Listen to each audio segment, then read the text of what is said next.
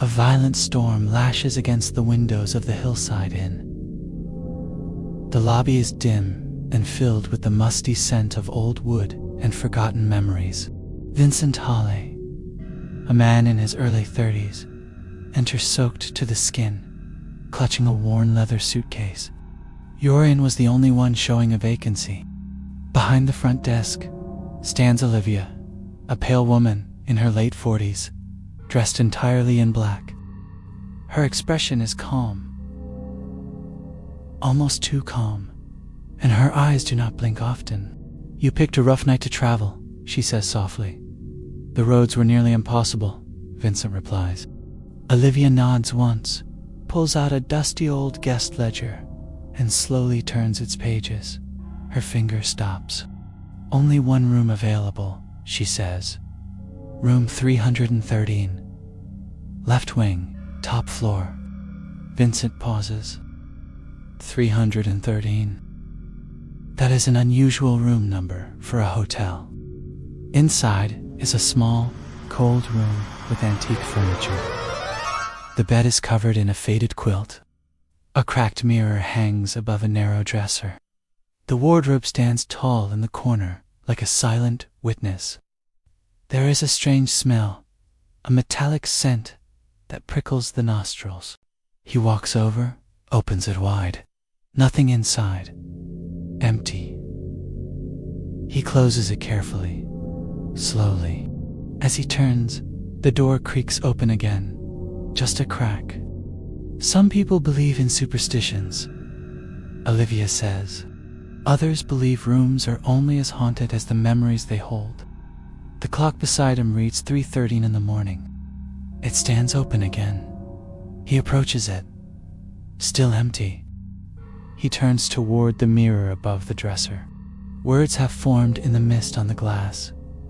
"Welcome back." He stares, frozen. The letters fade slowly, as though drawn by a breath from the other side. Vincent backs away, leaves the lamp on for the rest of the night. A whisper floats through the room, barely a sound, yet unmistakably present. It is not English. The words coil like smoke in the air. She slides a heavy brass key across the counter. There is no elevator.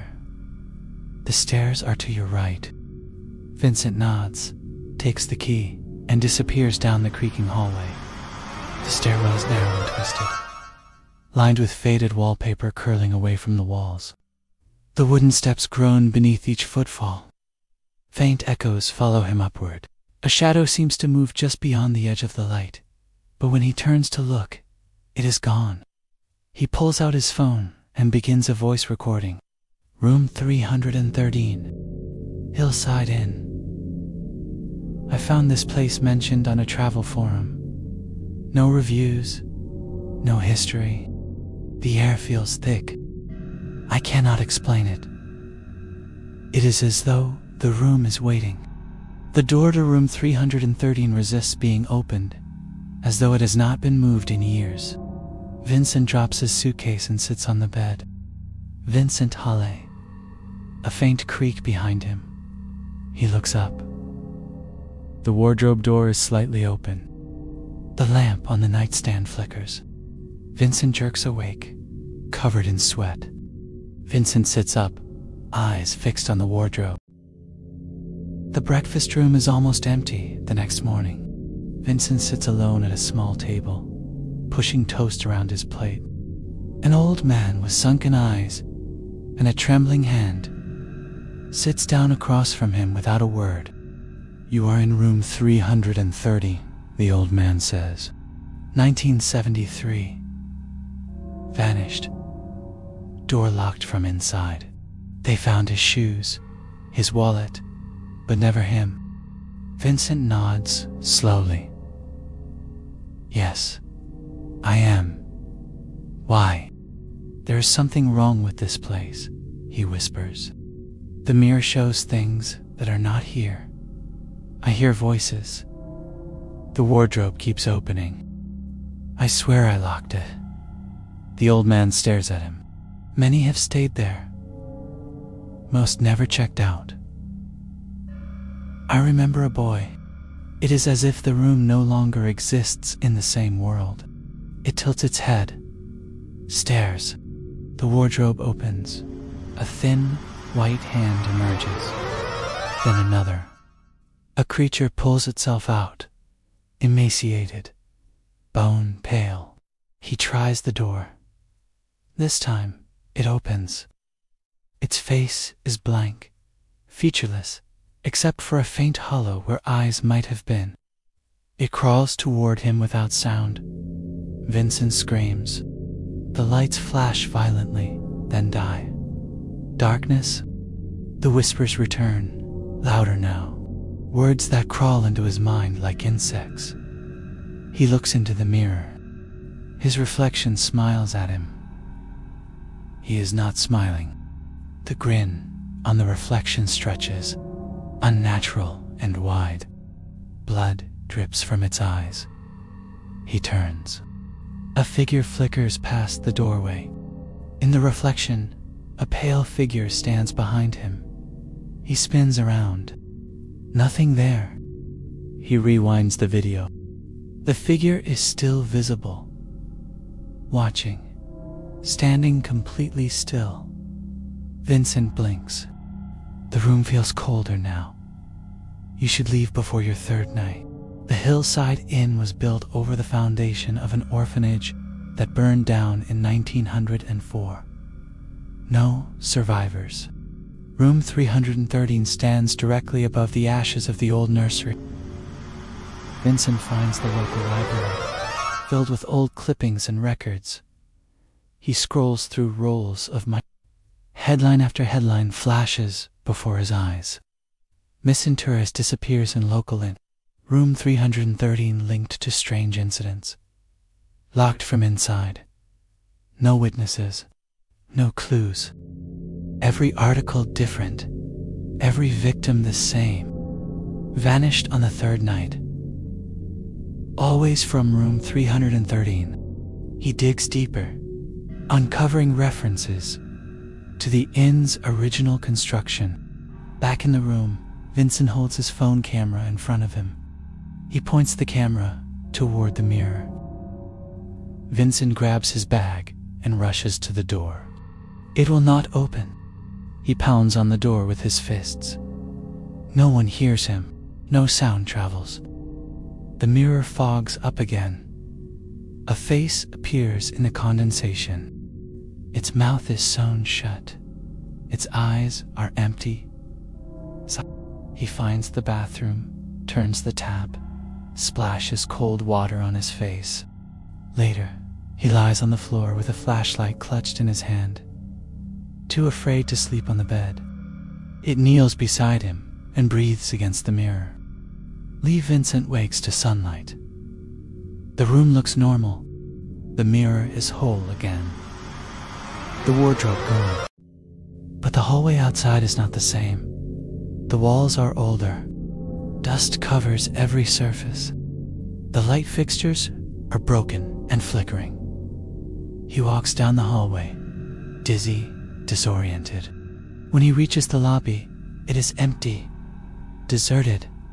Cobwebs stretch between the furniture. Paint peels from the walls. The guest ledger lies open, every page blank, except for one name. He hears laughter, high-pitched and childish. It echoes around corners. Doors slam in the distance. A shape darts across the hall. In the basement, he finds rows of small beds, burnt and rusted. Toys melted into the floor. The smell of ash. A young couple enters, looking for shelter from the rain. In the corner, the pale creature rocks gently, holding a scorched teddy bear. It does not look at him. He hears dozens of whispers all around. The air feels thick, choking. Do not stay. The last thing he sees is the pale face peeking from behind the wardrobe. He flees up the stairs toward the front door. But when he opens it, only darkness lies beyond. Endless, black. Vincent returns to room 313. It feels like the only place still real. He writes in the dust on the mirror. He lies down on the bed, exhausted, defeated. Time passes. Olivia cleans the counter in the lobby. The front door creaks open. "Any rooms left?" the man asks. Olivia smiles. "Only one," she says. Room 313. About the fire. "I am not afraid." She slides the brass key across the counter. In the mirror of room 313, Vincent stands behind the glass. His eyes are empty, his mouth sewn shut. He watches the new guests unpack. They never notice, and they never will. 1 week later, a paranormal investigator named Evelyn Black arrives at Hillside, and she is armed with equipment, camera gear, and an archive of every guest who has vanished in the past 50 years. She has heard rumors about room 313 and intends to uncover the truth. Olivia greets her as usual. Evelyn is direct. "I know what this place is, and I know about the children." Olivia only smiles and hands her the key. Bravery is not the same as immunity. Evelyn sets up gear inside room 313. Infrared cameras. Subject: Hillside Inn. On the video feed, she sees movement behind her. A child's silhouette. Target: room 313. Primary objective: record direct interaction. Secondary objective: identify source. Electronic voice, phenomenal recorders, motion sensors. She records her log aloud. Paranormal case 0413. At 3:13 in the morning, her electromagnetic field reader spikes. The lights flash. A cold gust sweeps through the room. She calls out, "Who are you? What do you want?" A whisper answers, "Mother." The mirror fogs. Another whisper, "She left us." Evelyn trembles. "Who left you?" The wardrobe bursts open. Evelyn screams. Her camera drops. No signs of a struggle. Olivia places her name in the ledger. Footage captures something crawling toward her. The screen cuts to black.